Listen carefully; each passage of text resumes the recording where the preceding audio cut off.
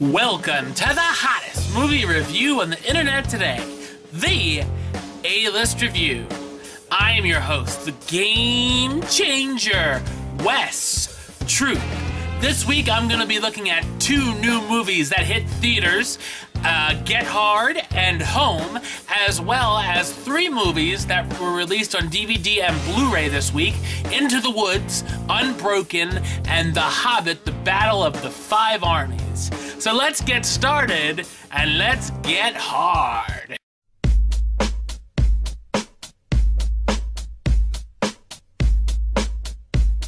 An investment banker is wrongfully accused of running a Ponzi-like scheme and is set to serve 10 years in a maximum security prison. Worried about what his fate will be behind bars, he hires the car washer at his work who he believes has served time to help him prepare. The only problem is, the teacher has actually never been to jail and makes up the training as he goes along. So what did I think of Get Hard? I thought it's an amusing comedy. The jokes do get a little repetitive, focusing on getting raped in prison, fun topic, but when it hits the right notes, it's very funny. The laughs are also somewhat offensive and raunchy, which you should expect, sometimes getting close to crossing the line, but it does work to its advantage. The story sees the two acquaintances making the prisoner to be tough, get protection from a legit gang, and have a practice riot, seeing the two becoming closer through all of these hijinks. The two also try to crack a not-so-hard case of who framed him in the scheme to clear his name. Will Ferrell stars as James King, the millionaire who has 30 days before serving his sentence and wants to learn how to survive in the big house. I enjoyed that at first the character isn't very likable, but as we get to know him, he redeems himself. Kevin Hart plays Darnell Lewis, the owner of a car washing business who helps to give his family a better life by helping out James. Ferrell and Hart have great buddy comedy chemistry, and I hope the two pair up in another project somewhere down the road. Also in the cast, Alison Brie as Alyssa, King's fiancée, who wants an even bigger house after they get married, Edwina Finley as Rita, Darnell's wife, who begins to feel sorry for James, Mr. What You Know About That, T.I. as Russell, Darnell's cousin, who's a member of the Crenshaw Kings, who he asks for advice, Craig T. Nelson as Martin, James' boss and Alyssa's rich father, and a couple great cameos as well.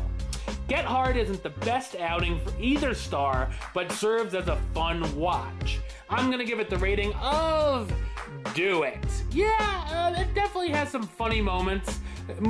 I think more hits than misses, really. But it's not, a comedy classic, but it's still funny.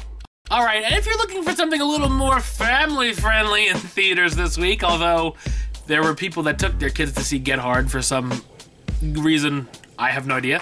But there is another movie that came out in theaters this week, and it is an animated feature from DreamWorks. It's called Home.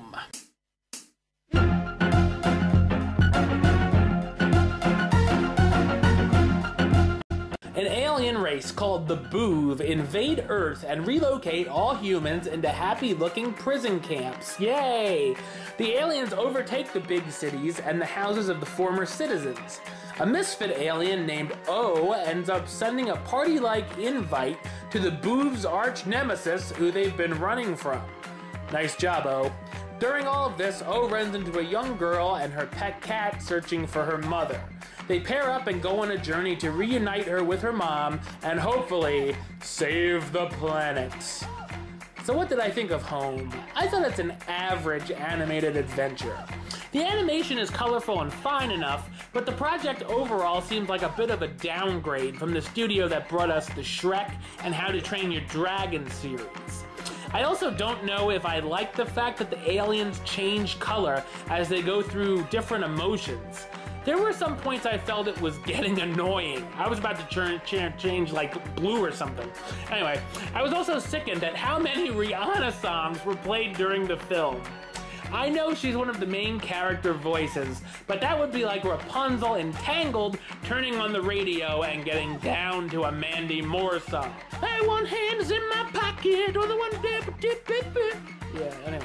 Oh, and there is a new J-Lo song that gets played during the film, who happens to be in the cast as well. What are the chances? I wonder if that was in their contracts. The story itself is familiar, but it works for a new young audience. Really young. Compared to the other human-alien duos such as E.T. and Elliot or Lilo and Stitch, this doesn't even feel as heartwarming. The jokes are surprisingly hit and miss as well for anyone over the age of 10 and very reliant on potty humor and slapstick. Jim Parsons voices O, the alien who's made a lot of mistakes and is shunned by his race. If you're a Parsons fan, which I am, you will probably tolerate the character. Some people will not. Rihanna plays a girl named Gratuity. Her nickname is Tip. I hope that name doesn't catch on. Anyone who's pregnant, do not name your child Gratuity, please, for the love of God. She's on a search for her mom and needs O's help to find her, even though she hates the alien race at first. Also included are Steve Martin as Captain Smek, the not-so-much villain but more annoying leader of the Boov, and Jennifer Lopez as Lucy, Tip's mother, who's been trying to find her as well. I'm surprised her name wasn't Czech or something. Home isn't a total waste, but it's a film kids will enjoy more than the older crowd, and it's probably worth waiting to rent if you have to see it, rather than get your seat kicked by a brat for an hour and a half. Can you tell the experience I had? I'm gonna give it the rating of meh. You know, it's okay. Compared to some of the recent animated releases, you know, you've got Frozen, Big Hero 6, How to Train Your Dragons.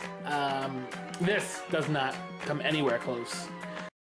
Alright, first up in this week's DVD B-Ray releases, B-Ray meaning Blu-ray, of course, if you haven't watched the show before, which if you didn't, shame on you. My God.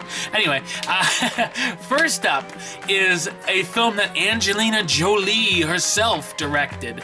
And, ladies and gentlemen, this is my review of Unbroken.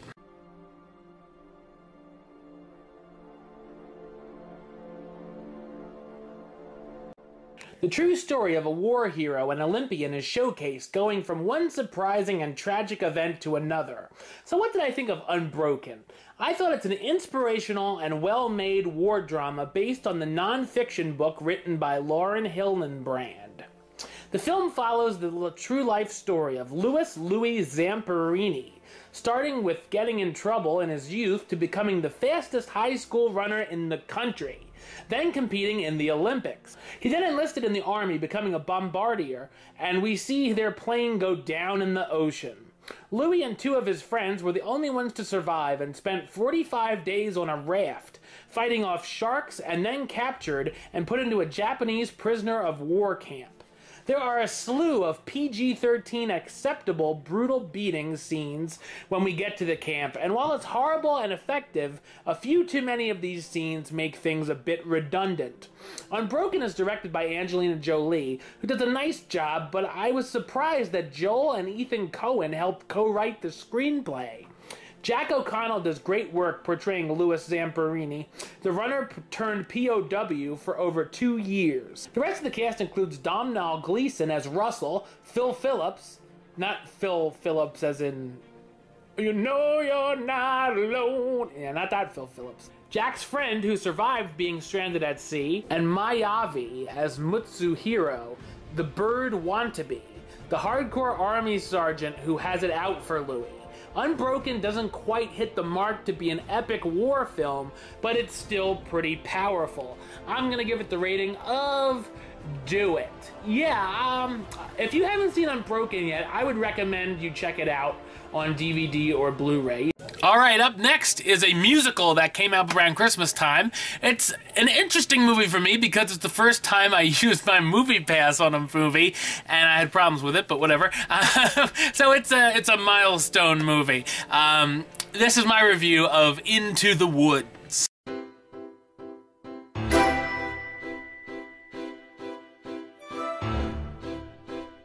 Characters from different fairy tales find their stories intertwined and end up having to deal with and work with each other on different quests. So what did I think of Into the Woods? I thought it's a solid musical comedy drama. I'll admit, although I'm a theater fan, I've never seen the theatrical production of this, which was created by Stephen Sondheim and James Lapine. That being said, there were some things that surprised me. First off, other than the almost 20-minute long opening number, I didn't really think any of the songs were that memorable. I actually wrote this review 5 hours after viewing it, and I couldn't remember one. Now, keep in mind I saw this back in December, but anyway, I really can't remember any now. The way the musical numbers appear on the screen, however, are delightful. It's also much darker than I thought it would be, with a few shocking plot twists and emotional moments. There are some humorous moments, though, to balance things out. The film itself goes on a little long. Just when you think it's about to be over, something else happens. The cast all do great work here, featuring Meryl Streep as the witch, an old hag who is looking to put an end to her curse. Emily Blunt is a standout as the baker's wife, as is James Corden, who now just has his own nighttime show, The Late Late Show, but he plays the baker here. And they are the married couple trying to have a child, and are promised one if they can collect 4 select items for the witch. Anna Kendrick shines as Cinderella. Chris Pine is comedic gold as the egotistical Cinderella's prince, and young actors Lila Crawford and Daniel Huddlestone as Little Red Riding Hood and Jack. Johnny Depp stops by for more of a cameo as the wolf, who's looking for some fine dining. I must say, this is the first positive review I'm giving Johnny Depp since 2011. He should try and be in the movies for 5 minutes more often. While not without a few flaws, Into the Woods is great fun and worth traveling out to see. I'm going to give it the rating of do it. Yes, if you haven't seen this either, if you didn't make it to the theaters to see Into the Woods, I would suggest checking it out. And to end our show, we have the finale of the almost 9-hour journey, ladies and gentlemen, of the second Middle-earth trilogy. This is my review of The Hobbit, The Battle of the Five Armies.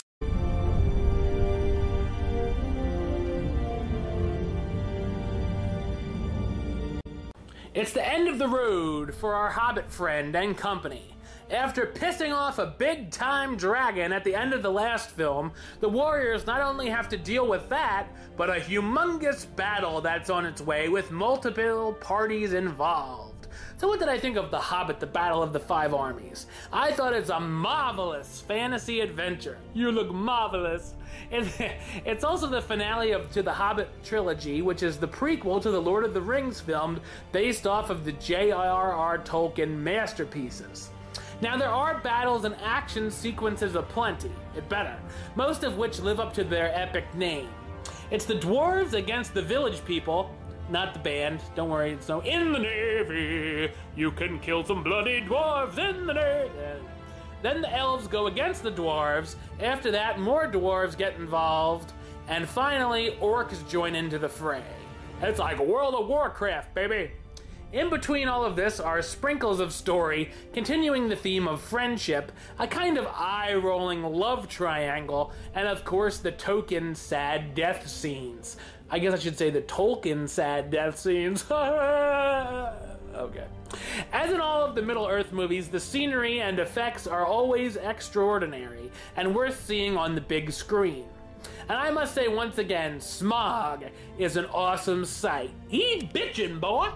The cast stars Martin Freeman, reprising his role as Bilbo Baggins, the Hobbit himself, who has been hiding an object from their leader and doesn't know what to do about it.